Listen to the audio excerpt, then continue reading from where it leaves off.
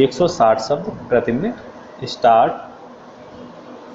आदरणीय महोदय, अब मैं आपको भारत के प्रदेशों की खासियत के बारे में जानकारी देना चाहूँगा, जिनकी सीमा दूसरे देश और हमारे अपने राज्यों से जुड़ी हुई है। सबसे पहले तो मैं उत्तर प्रदेश की बात करूँगा, जो कि आबादी की दृष्टि से सबसे बड़ा जनसंख्या वाला प्रदेश है, जिसकी संख्या 13,91,12,287 है।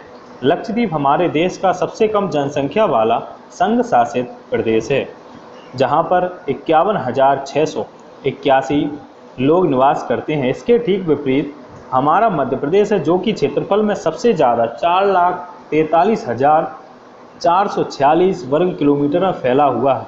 गोवा हमारे देश का सबसे छोटा क्षेत्रफल वाला राज्य है और यहाँ मराठी भाषा भी बोली जाती है। संघ शासित प्रदेशों में पांडुचेरी क्षेत्रफल की दृष्टि से देश की तीसरे क्रम पर हैं। उत्तर प्रदेश की सीमा के उत्तर में तिब्बत और नेपाल, उत्तर पश्चिम की ओर से हिमाचल प्रदेश, दक्षिण की तरफ से मध्य प्रदेश, दक्षिण पश्चिम की दिशा में राजस्थान और पूर्व हिस्से में बिहार, पश्चिम में हरियाणा एवं दिल्ली से लगी हुई है। इसके बाद मैं आंध्र प्रदेश की चर्चा पर आता हूँ, जिसकी राजधानी हैदराबाद कहलाती है। इसकी सीमा पर उड़ीसा, मध्य प्रदेश, महाराष्ट्र पड़ता है। दक्षिण की दिशा में तमिलनाडु, पश्चिम की दिशा में कर्नाटक और पूर्व में बंगाल खाड़ी से जुड़ी हुई है। वहाँ पर कृषि भूमि लगभग 13 मिलियन हेक्टेयर है। यहाँ का प्रमुख खाद्यान्न चावल होकर उत्पादन करीब 12 मिलियन टन है। अन्य फसलें गेहूँ, ज्वार, बाजरा, मक्का, मिर्च, कपास, तिलहन एवं गन्ना हैं। यदि मैं भाषा के बारे में बात करूं तो हिंदी के बाद सर्वाधिक रूप में तेलुगु बोली जाती है। यहाँ पर 1 नवंबर राज्य दिवस के रूप में मनाया जाता है। इधर कहा जाता है कि चीन की सीमा से लगा हुआ हमारा अरुणाचल प्रदेश है। यह असम और नागालैंड की सीमा से संबंध रखता है। वहाँ मात्र 1 विश्वविद्यालय और 4 कॉलेज हैं, परंतु विद्यालयों के संबंध में मुझे कोई जानकारी नहीं है। असम की प्रमुख नदी ब्रह्मपुत्र कहलाती है।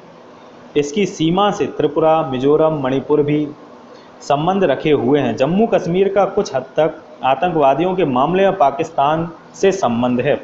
पाकिस्तान की सीमा से गुजरात लगा हुआ है, जहां पर प्राकृतिक गैस और कोयला भंडार अधिक मात्रा में उपलब्ध है। हमारे देश का केरल ऐसा पहला राज्य है जहां की 100% लोग साक्षर हैं। यह हमारे लिए बड़ी प्रसन्नता की बात है। मैं मेघालय का जिक्र करना भूल गया था, लेकिन बांग्लादेश की सीमा लगे होने के कारण मुझे याद आ गया। वहाँ अंग्रेजी भी बोली जाती है। यहाँ का राज्य दिवस जनवरी में पड़ता है। मेरे पास बोलने के लिए ज़्यादा समय नहीं है, इसलिए मैं पंजाब और सिक्किम का जिक्र बाद में करूँगा। हमारे और भी वक्ता हैं जिन्हें कि चंडीगढ़ के बारे में बोलना है, किसी को अंडमान निकोबार द्वीप समूह के संबंध में वक्तव्य देना है, किसी को दादर व नागर हवेली के बारे में प्रतिक्रिया व्यक्त करना है, किसी को दमन व द्वीप के बारे में अपने विचार प्रकट करना है। भारत में ऐसे प्रदेश भी हैं जहां अंतर्जातीय विवाह संपन्न हो रहे हैं। मैं समझता हूं वे इन पर अपने वक्तव्य देने के लिए इंतजार कर रहे होंगे। भारत में शासन प्रणाली प्रमुख रूप से कार्यपालिका, विधायिका और न्यायपालिका 3 संस्थानों पर आधारित है। ये तीनों राज्य के 3 अंग कहलाते हैं और संविधान में इनकी भूमिका एवं जिम्मेदारी को भली भांति परिभाषित किया गया है। इस व्यवस्था के अंतर्गत राज्य के तीनों अंगों के बीच अधिकारों का विभाजन सुनिश्चित किया गया है। संविधान में व्यवस्था की गई है कि प्रत्येक अंग अपने प्रभाव के दायरे में रहे और 2 अंगों का अतिक्रमण करने से रोकें।